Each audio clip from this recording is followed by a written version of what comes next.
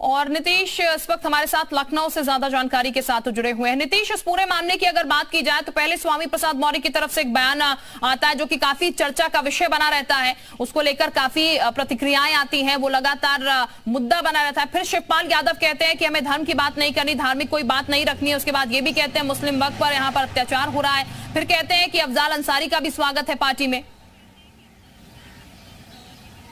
निश्चित तौर पे राजनीतिक हलचल तेज है और आपको बता दें कि MY समीकरण वाले शिवपाल यादव चाचा अब पुराने जो नेता हैं उनको जोड़ने की तरफ आगे बढ़ते हुए नजर आ रहे हैं। और उन पुराने नेताओं में अब अफजाल अंसारी को लेकर अगर हां है तो अब जो राजनीतिक हलचल है वो तेज होना लाजमी है और वही राजनीतिक हलचल अब तेज होती हुई दिखाई दे रही है।